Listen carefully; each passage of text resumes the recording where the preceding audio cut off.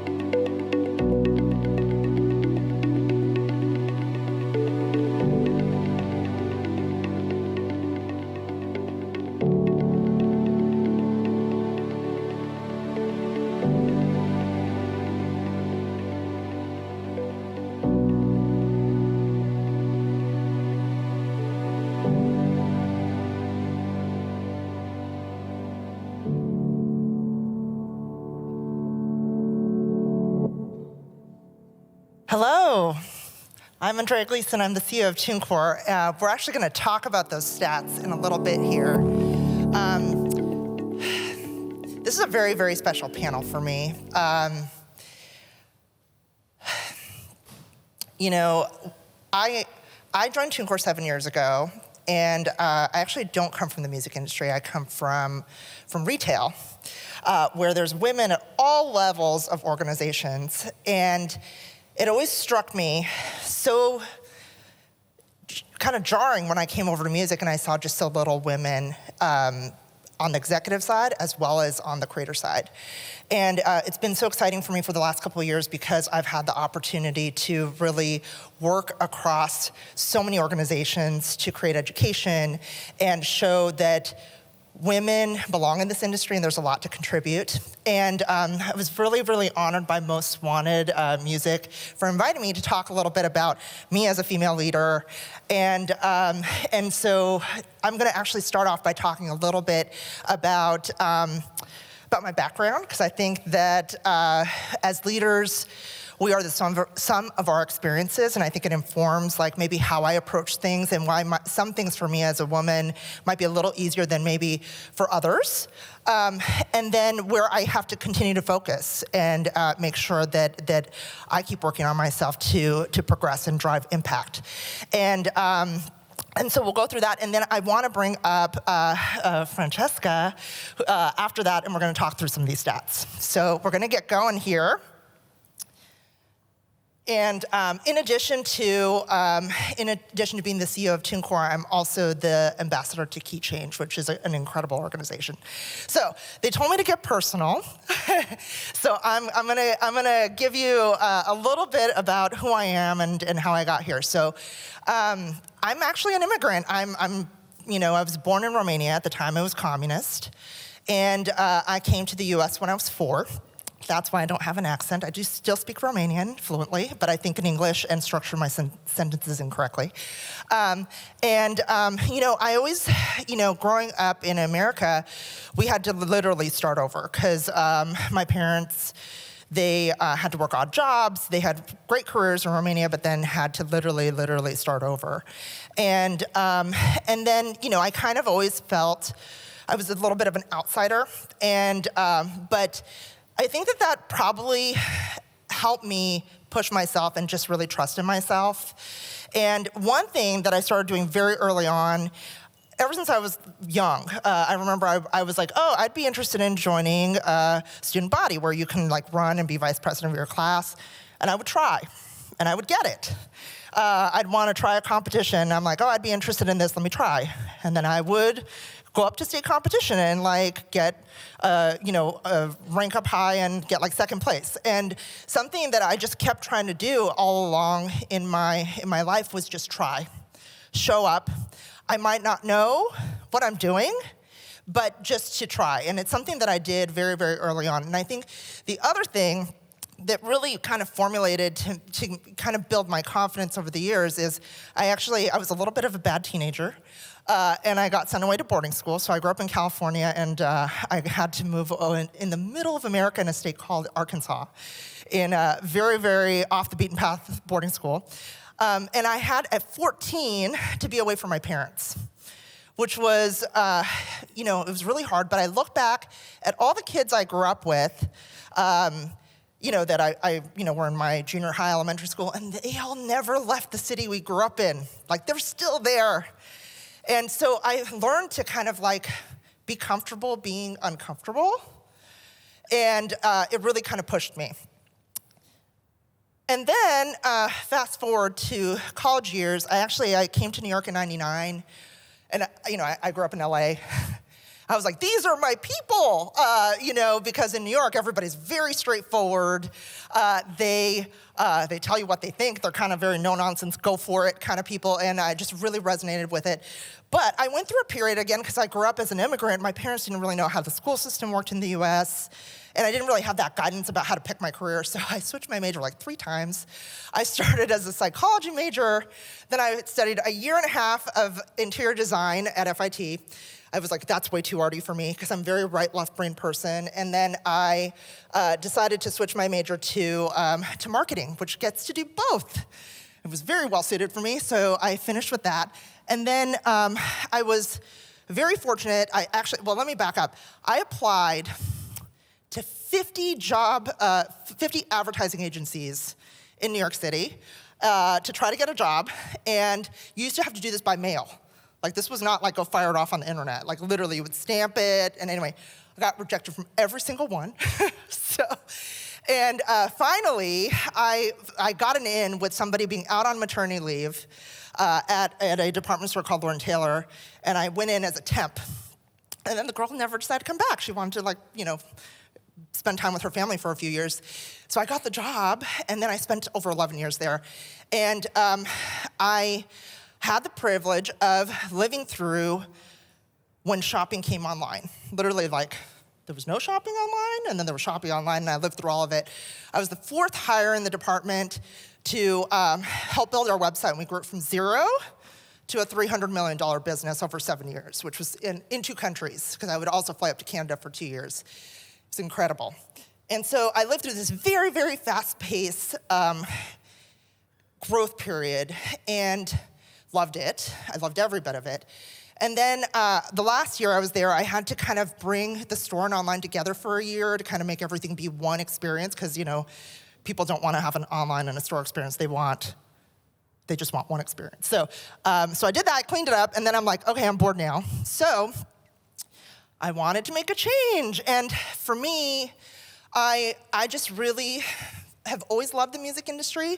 In my 20s, when I was going to school, I loved how the indie scene in New York at the time, this was early 2000s, how you would discover music in the city from the underground indie scene is the artists were playing on the subway, they'd hand you their CD, they'd hand you a flyer, come to battle the bands at CBGB's.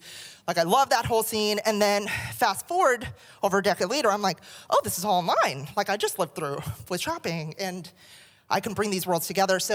And I really, really, really, more than anything, wanted my job to mean something. I wanted everything I worked on every day to be more that it added up to. And I really resonated with what TuneCore is about. If you're not familiar with TuneCore, we're a platform for independent musicians to sell their music online and start essentially their own small business and make music the way they want to do it.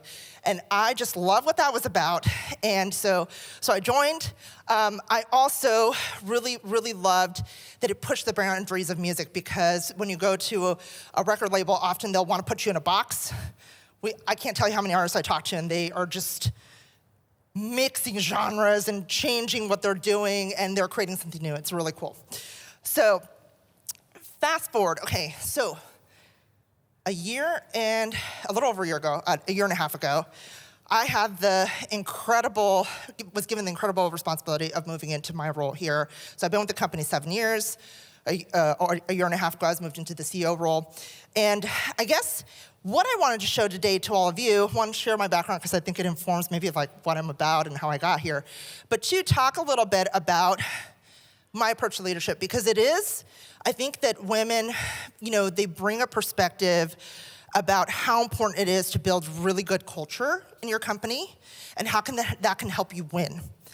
And, this is a quote that I pull out of one of my favorite books by Ben Horowitz. The Hard Thing About Hard Things is very good. If you haven't read it yet, you should.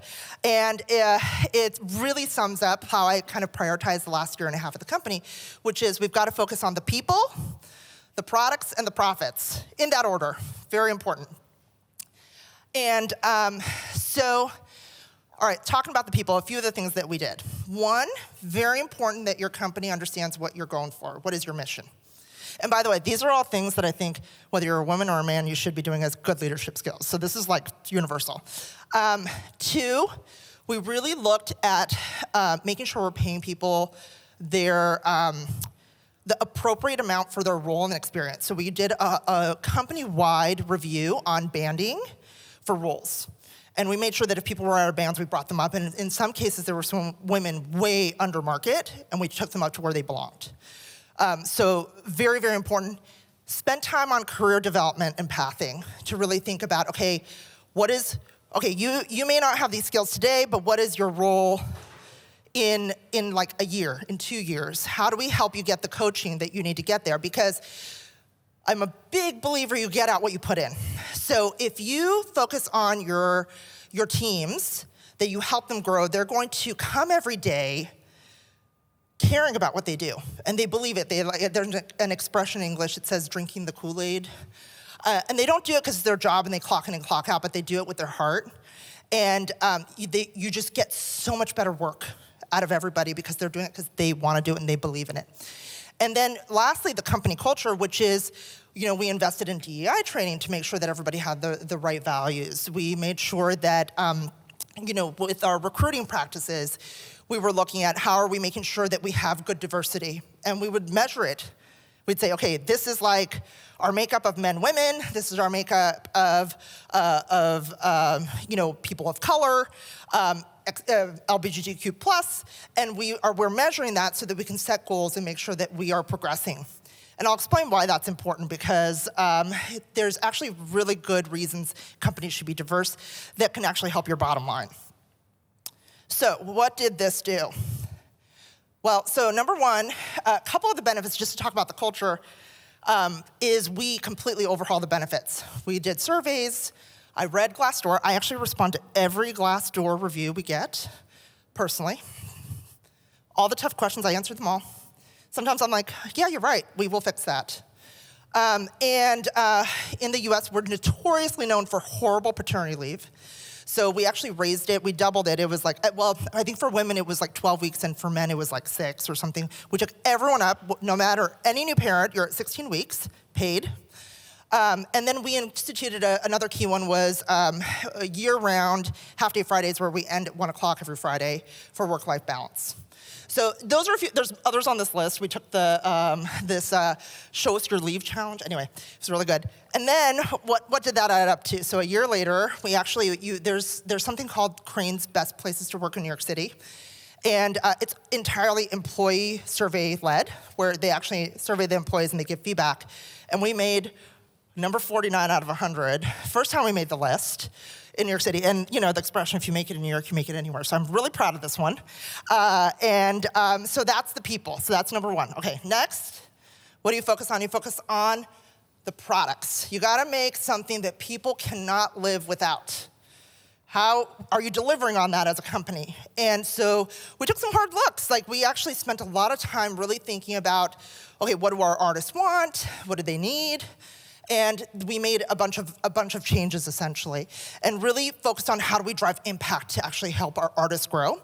So a couple of the things that we launched is we introduced a pre-step to distribution through social platforms, and then no one's doing this, so you can actually get your music into the social media libraries as a tease before you release. Next, we launched unlimited plans because artists are releasing constantly, and before you had to pay per release in order to get your music out. You should be releasing all the time. We're in a digital world.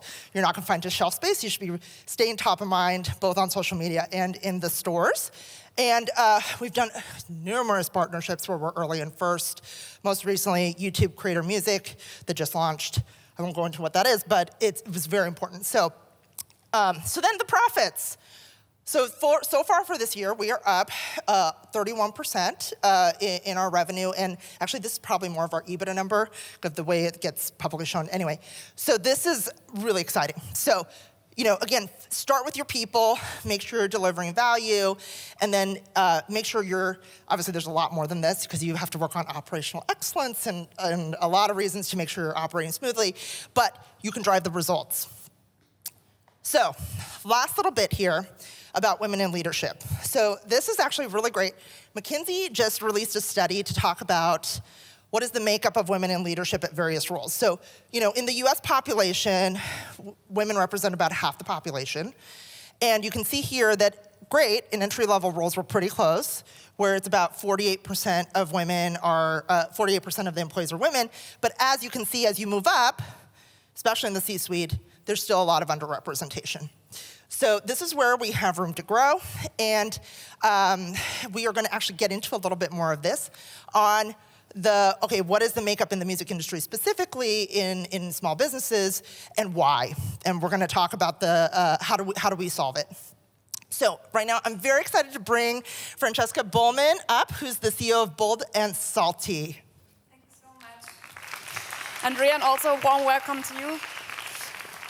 I really praise that we share the stage on this topic, because when we are in the preparation talk, you touched me with your empathy and anticipation, and I really think that you are a leadership futurist, and you can bring so much into this whole discussion. So I'm a filmmaker and film composer, and I'm also part of the Female Composers Collective Track 15. That's why I'm also here today. And 2 years ago, I felt that when I wanted to start a new film production company, I don't really know what entrepreneurship is about. And that's why I felt we need much more than having Shark Tank all over the world, but we also need to show, especially for female and for trans entrepreneurs, what's the whole journey to getting a company built. And that's why I started the Female Founders Show. So we are at the moment in an application process. So if you're interested to want to establish your company, go for it.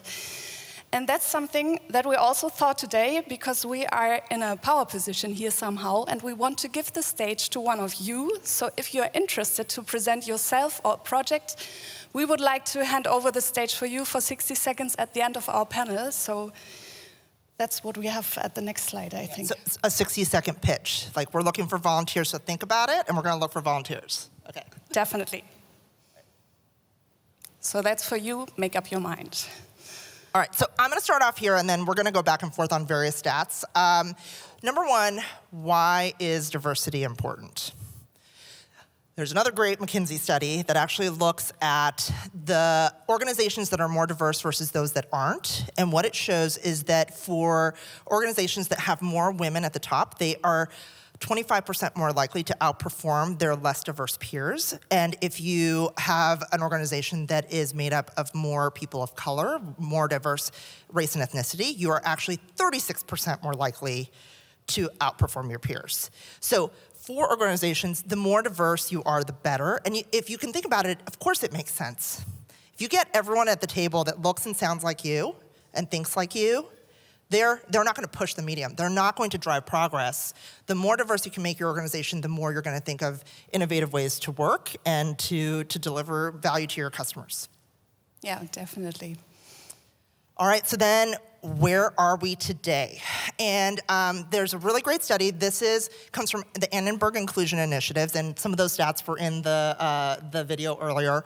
And this goes into what is the representation of women in top charting music on the Billboard 100 charts. And essentially, what this shows is that it's about a quarter representation of women, even though the US population is 50% women. And it has not changed in the last 10 years. So as much as we've all been talking about this and making efforts, it really hasn't moved the needle yet, and we have more progress to go. But there is some progress, and we'll go into that in a little bit. Again, here's the makeup between artists, songwriters, and producers. Producers grossly underrepresented. We have a lot of work to do there. When it comes to people of color, this is an area we have seen improvement, where we are seeing more representation from artists that come from more underrepresented groups for race and ethnicity. On the executive side, though, this is where we essentially do not have good representation, and this is specific to the music industry, where it's even worse than on the creator side. And so it becomes very, very important on the later slides about how we fix it, that you have to have women that are visible in leadership roles, because it will encourage more women to participate. So we'll talk about that a little more. And now I'm going to pass it to Franziska to talk a little bit about some more specific stats in other sectors. Yeah, so we also looked into the stats for female composers, especially in film productions. And what is very interesting, that this was the first year that a female composer was to score $1 billion budget movie. And I think that is very representative for the whole industry, that we are tending to get more and more also female composers into the industry, but especially for the big budget projects, there's no trust. So we absolutely need to step up, and especially if we are in a role of power position that we can help someone else to get up there, we should do it and just see. I think which is also very important is that we're willing to take risks and willing to make mistakes, because of course there will be mistakes and there will be productions and work that we do that is also not the best one, because we are also humans like everyone else. I think that is very important too. Experimentation and failure is very important. Yes. Yeah, so, and that we can also see in the movie industry that, especially for representation as female leaders or female lead in the movies, we have some companies or distribution and production companies, especially something like Walt Disney, they are tending to have much more female lead and also underrepresented groups that we can see and that we can get identified. But it's still, when you see the average numbers, we're not above much more than 30%, and that's absolutely too low, and we have to get more visibility in there. So when we look into the music business in Germany, something that we felt is very interesting, and as we're talking especially for money topics, how do we give music prizes, for example, to people? And we see that there was a slight difference. So in 2017, we saw that there's some slight changes, but still under the represented 5 main prizes that are given for music in Germany, 17% for female artists, that's not enough. So I think we can do much more here. And that's somehow the same for the German charts. So as you can see, it's very obvious we have to do much more. And I think, as we also said, it's not only about male or someone who's doing a failure here. We all have to step up. We have to show, we have to persevere and just be assured that we all want to see more diversity in these industries. So we encourage you to do much more, of course, and yeah, as we can see, Andreea also does a lot. And some instrument that is working, for example, in the politic way is the quota, and I know that many people feel like, well, this is kind of exhausting, why this topic again? But somehow we can see over the years that there is a change visible, and of course we could put this instrument in different areas to make an effort and change something. And yeah, like one last point in this topic is that we have a gender pay gap, especially in Germany, which is about 19%, but in the music industry we have 25%, and I think this is not tolerable, so we have to change something there, and something also that we talked earlier today in this network to networks topic was we all have to step up for our salary. We have to say that we are valuable and our work is not for free, so you have to own your value. I think that's also very important. Yeah. Yeah, okay, so one last point that is also something for representatives is that we need to be visible in the media. And as we said, we need people in the executive level that decide to show and to tell the stories. So if we don't have people from migrant backgrounds, from BIPOC and trans and different areas in Flinter, it will not be possible that we tell these stories and that we feel represented. And a study that we found was also that in Germany we have, of course, we have 25% migrants or with migrant background people in here, but the people that decide about the topics that are represented in the media, it's absolutely not the same. So I think this is something we also have to put in mind. Okay, Andreea. Yeah, as I'm also from the entrepreneurial background, and you, of course, also, we see that there is a lot of potential, that many people, also many people with a female background, want to start a company, and it's the same for male and female persons in the whole world. But we have so much obstacles, and it's especially about the budget and about the failure culture that many people don't trust themselves and don't start a company. And this is something that I also want to work on. But I think it's the whole thing of representation and the possibilities that we make space and that we give funding, that we give the budgets, and that we have the possibilities. That is very important. Great. Anything else on this? I guess you covered it. Yeah. Okay. All right. Great. All right. So why the underrepresentation? So I had this question because, 2 years ago, my boss, the CEO of Believe, because TuneCore is a part of the Believe group, and his name is Dennis Lada-Gallery, incredible man. He gave me as my #1 OKR when I started working for him 2.5 years ago, that I needed to work on gender parity within the music industry and within our organization. And there were a lot of studies at the time about what the gaps were, but not necessarily why they were happening. And so this is where we, some of the stats you saw were related to, okay, well, why are women not participating? It really bothered me that only 25% of TuneCore artists were distributing. We're an open platform. There's no gatekeeper. Okay, maybe I understand that that's the case at the top Billboard charts, but not why are they dropping out? And that's what really this got into. So we did our first study. We're now actually on the 3rd year of it. We're about to begin the survey, so keep an eye out because it's coming your way. So first year we did it, we had 400 respondents. We did it just in English. Second year we got to 1,000 and we did it in French and English. And then this year we're going to do it in 12 languages. I'm so excited. So what did we find out on this first pass of it? One, there were 3 areas. And it's really nice. It's like these are all the things we thought why, but now they're quantified, essentially. So number 1 is that discrimination and harassment persists. I loved, when I got that email for Most Wanted Music about safe spaces, I was like, bravo, oh my gosh. Walking the walk, I love that. And so I know that we feel like, oh, of course that's not happening, but it is. And this survey quantified how much it is the single biggest issue that is the most prevalent in the music industry about why more creators give up, essentially. Second is lack of access to resources and opportunities. So, you might have a lineup at a festival and 1 slot goes to 1 woman. And then all the women have to compete for that 1 slot. We need to open up more spaces, more slots. Why isn't it 50-50? Have 5 men, 5 women. And if you don't have the opportunities, you're going to give up and you're going to drop out and you're not going to keep participating. And then the third one is confidence, because if you have the first 2 going on, of course you're going to have confidence issues.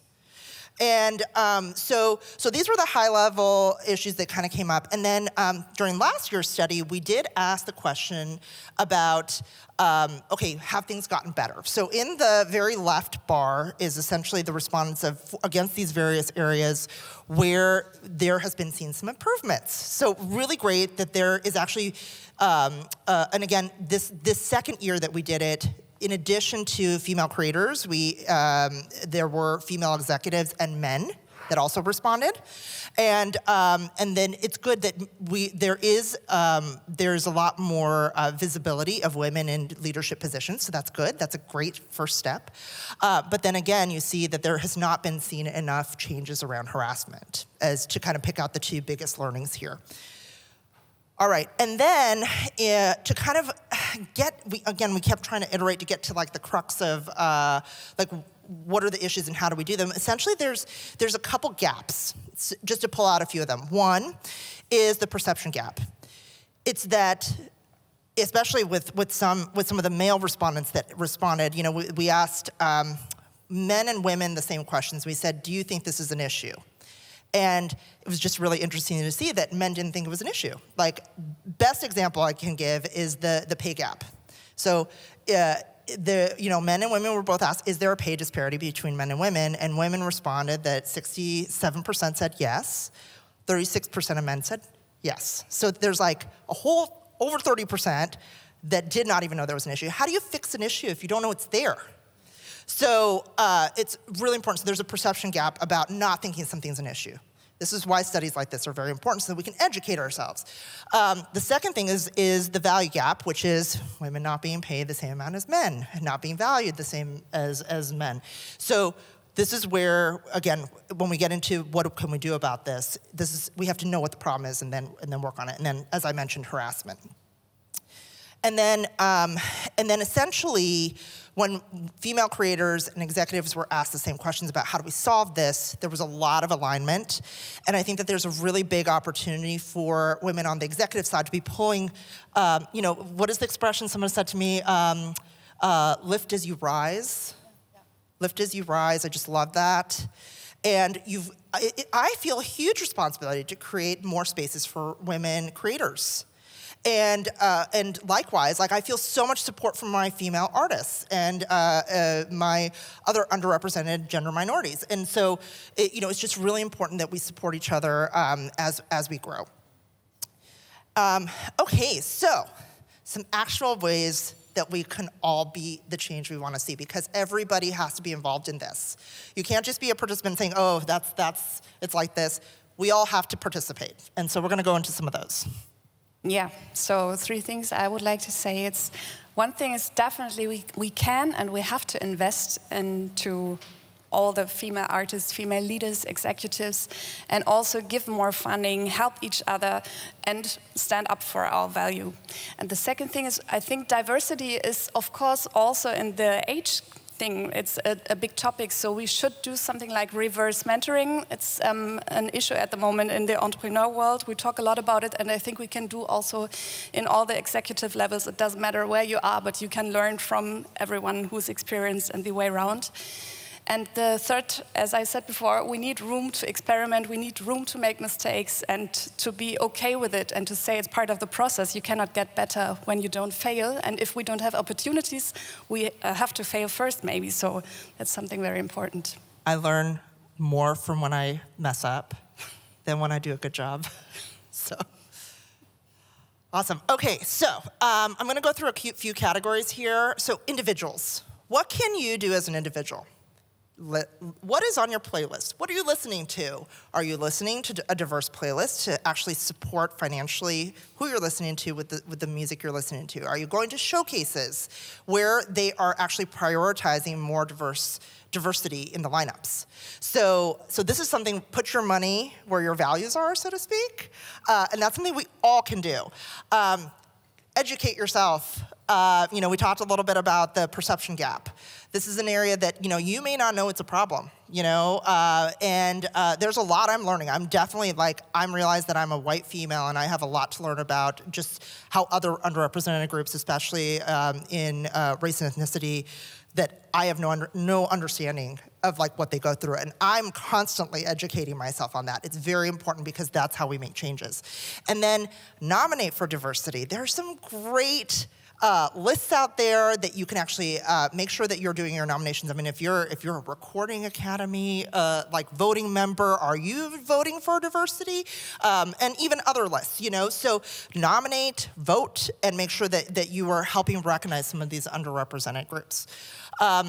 What can we do as a manager? So one, is your team diverse? How are you spending time thinking about the team that is under you? Are they, do they look like you? Can you make sure that you bring more ideas to the table? And sometimes it makes your recruiting process slow down, I'll be honest. You have to, you know, we do this, we say, okay, we want to have 4 candidates to make it to that next round. We need to make sure we wait till we have 2 qualified female candidates before you move on. And it does slow down the process because, again, there's less participation maybe in some of the roles. Like right now, I have a double whammy because I'm in music and I'm also in tech. Tech is another area that we have a tremendous amount of underrepresentation on both race and ethnicity and gender. But you've got to put in the time, and you give yourself the time, and that's the way you can make sure you're hiring diverse talent.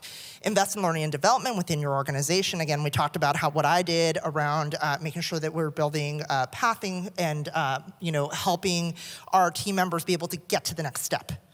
Because they may not, just from working the job, may not actually have the skill sets that you need to move up to a manager role, to a director role, et cetera. And you've got to put in those extra steps. And then collaborate across the industry.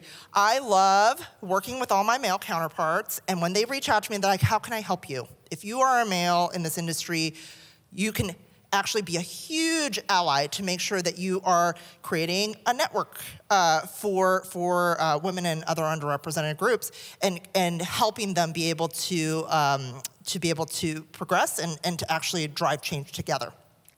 A man saying, hey, this is an issue, sometimes I can stand up here, and I do, as you can see, but it's also really important for the men to speak up and actually say this is important, because it will make others follow. And then what can you do as an organization? So one, set goals, quotas, very important. Where are you at? Do you know what makeup of your organization is women? Okay, you got to start with measuring it. Then set a goal of where you want to be next year and the year after, et cetera. Invest in diversification. So, again, this is where you get DEI training, et cetera. And then sponsor driving change in doing donations. Like, She Said So, Color of Change, Women in Music, Key Change. I'm an ambassador for them. There are amazing organizations that are helping to do this work across the industry. And then finally, if you are a member of underrepresented groups, what are the things that you can do? One, join one of these organizations. You will build a network to actually provide a support system for yourself, and you may get access to resources and opportunities you wouldn't have otherwise.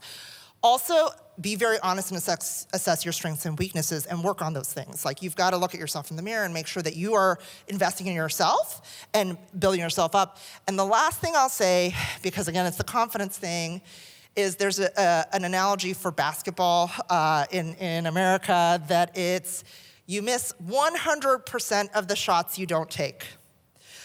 One thing that is just so interesting, I see applicants at all levels apply to TuneCore for jobs, and you just notice the difference of applicants for men versus women. The men, they hit 4 of the 10 boxes of being qualified, and a woman will and they'll apply. In fact, they'll hit none of them sometimes, and they'll still apply. And for the women, they want to hit all 10 of the boxes before they apply. We need to take the shot. Even if you think you're not quite there yet, go for it, try. And I shared that very personal tidbit earlier at the beginning because I think I'm wired a little differently like this, because I started doing this very young, of just going for it. They say fake it till you make it, right? So I think it's very important for women just to try to push themselves out of their comfort zone. Be comfortable being uncomfortable. Just go for it. Try. What's the worst that can happen, right? You just don't get it. You're no worse off than where you started. So I really, that one I want to really stress. Okay, so I'm going to play a little video. This one's, it's by Derek Sivers, who's actually the founder of CD Baby, competitor to TuneCore. brilliant man. He talks about what it takes to make a movement. I think you're going to really enjoy it. It really kind of illustrates how we all need to play a part to actually drive change. I'm going to see if this plays. Otherwise, we may have to pull up the video. Oh, yeah, no, it's not playing. Can we bring up the video directly? No, we don't have it. Oh, we shared it. No.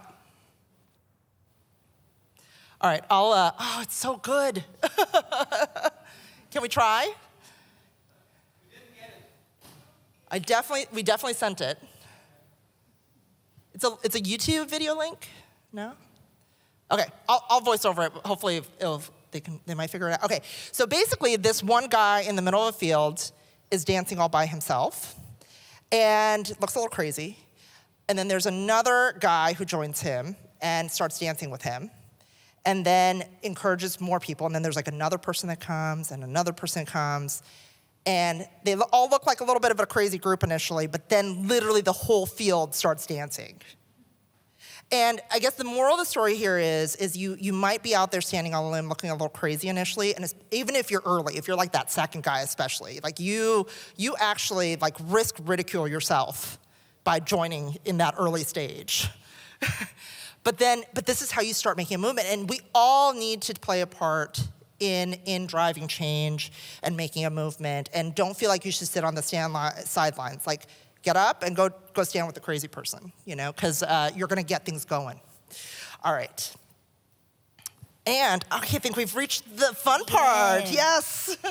Who's up for the 60 seconds? All right, so looking for volunteers. Who wants to own the stage? Come on. We talked so much about change and... Take the shot. Risk ridicule. 3. Yes. Come on up. Round of applause.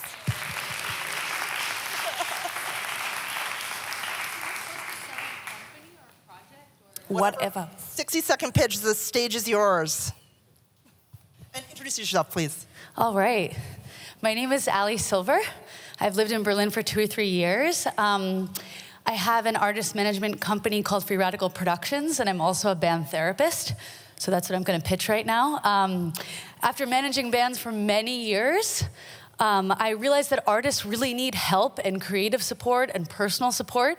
And not only artists, also managers, industry professionals. And I think a lot of the things that we're talking about here today are that, it starts from the ground up. Women need the confidence to be able to apply for that festival, apply to that job. And so really my passion, even though I still manage the artists that I work with, is now helping artists and artist professionals have the support they need to deal with all of the challenges of being in the business. And part of that work has inspired me to also train to be a hypnotherapist to help people with their confidence, and especially with women's issues in the industry and otherwise. So I don't know if that was really the question, but... Perfect. Huge yeah. round of applause. Feel free to reach out to me if you want more info.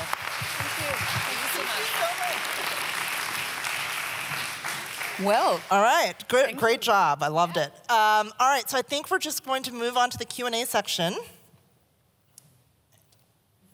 And while we're getting ready for that, this is the QR code to the Be the Change study. If you want to see the stats I showed and more, this is actually the executive summary, which does the highlights and goes into ways you can get involved, some of which I talked about. So.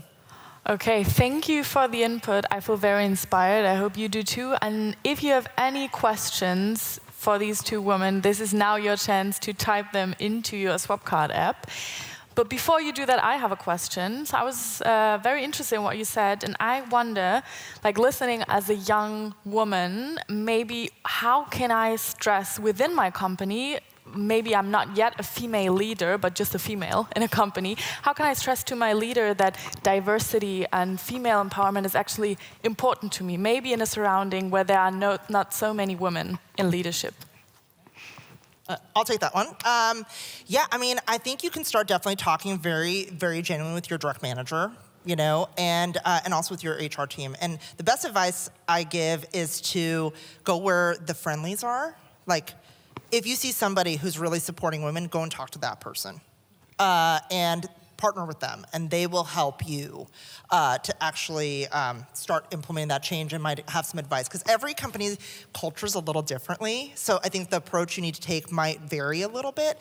But start with your manager. If that doesn't make sense, go to HR. If that doesn't work, like go find somebody who's a really great ally in supporting women and underrepresented groups and work with them. And then be the crazy person standing in the middle of a field, and you'll find a partner. So.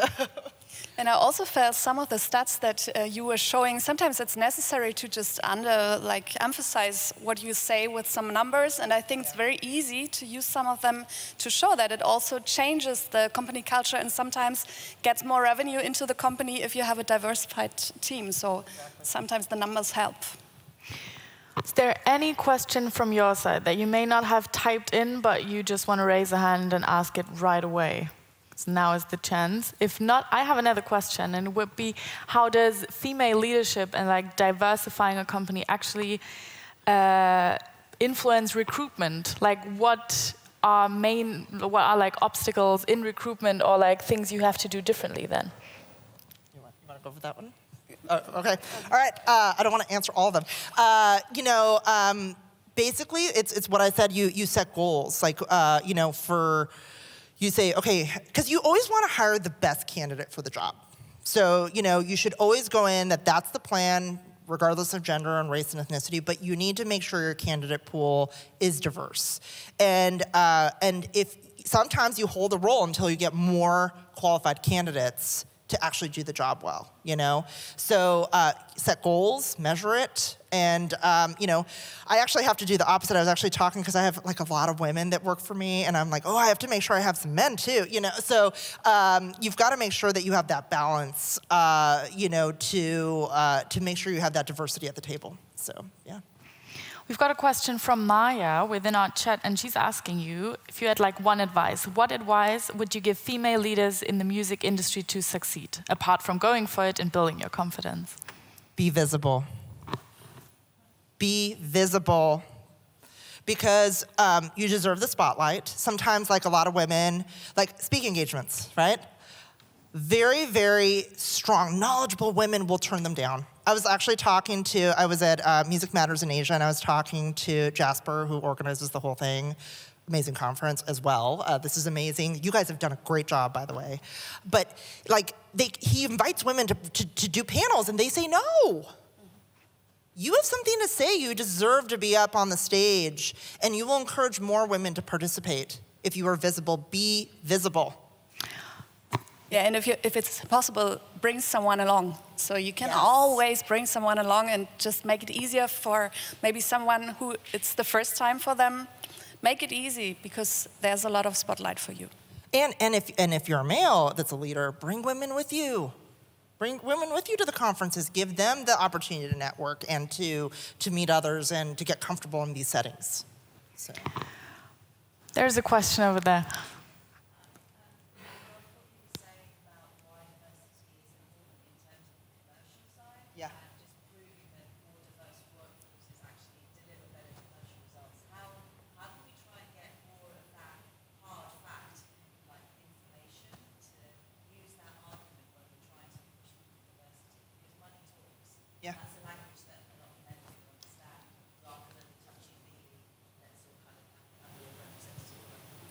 I was thrilled when I found that study, by the way, because I was just trying to educate myself. And it's actually just one piece of a larger study. If you just look up McKinsey and women and diversity in the workplace, you'll find it right away on Google.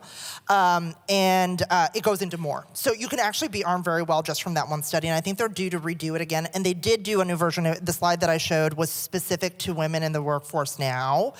It just came out last month, and it goes in. I didn't have time. This panel didn't have enough time to go through all of that, but it's actually armed with a lot of information around how women are leaving the workforce right now because they want more work-life balance, especially when they are about to hit senior levels, and you have to really guard against that. Anyway, there's tons of data. McKinsey does really, really great studies on diversity. Everyone thinks of McKinsey as the gold standard, so that should really help, yeah. Yeah, there's also the Albright Foundation, and they also have all these studies. It's very interesting, and I think as we are focusing on the topic since some years, more and more, there come more and more studies out there. So there should be a lot of numbers coming, especially now.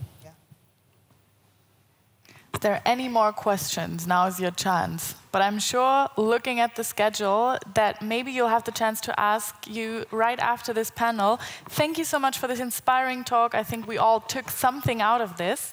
We're going to have a quick changeover, and after that, I think I'll tease enough when I say we get the true metaverse experience. Like, I think we're going to immerse ourselves in the metaverse. So I'm quite excited for that. See you at 3:45. Thank you very much. Big applause. Thank you. Thank you.